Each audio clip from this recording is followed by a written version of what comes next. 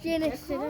এগুলো কি গাইস, আপনাদের ভাষায় এগুলো কি বলে আমি জানি না।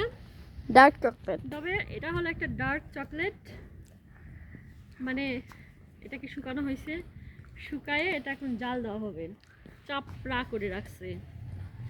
আমাদের গ্রামে এটাকে বলে গোবরের চাপড়া।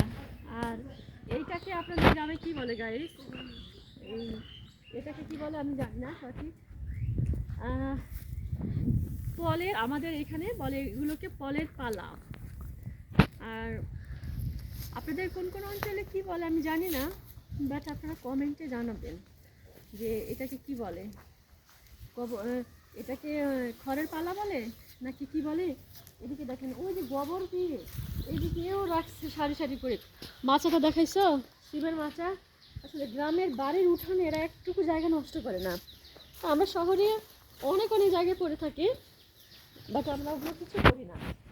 তো এরা করে কি, মানে অল্পটুকু জায়গা থাকলেও এরা নষ্ট করে না, আর খুব সুন্দর করে এরা সেই জায়গার পরিচর্যা করে।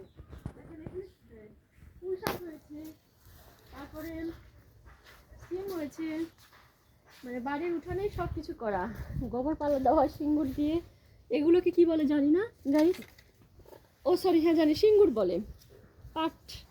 কাঠের সিঙ্গুর বলে। আর আপনাদের এলাকাতে কি বলে আমি জানি না, অবশ্যই কমেন্টে জানাবেন আপনাদের এলাকায় কি বলে। হ্যাঁ, আর বাঁশঝাড়গুলো দেখতেও ভীষণ মজা লাগে। গ্রামের বাড়ির কথা তুলনায় আলাদা। গ্রামের বাড়িতে সব কিছুই ন্যাচারাল ভিউ, ন্যাচারাল সব কিছুই পাওয়া যায়। সবজি থেকে, মানে যদি এক সপ্তাহ বাজার না করে গ্রামের মানুষজন তাও চলতে পারবে, কারণ উঠানে যেগুলো হয় সেগুলো খেয়ে থাকতে পারবে, তাই না? ঠিক বলছি না? হ্যাঁ।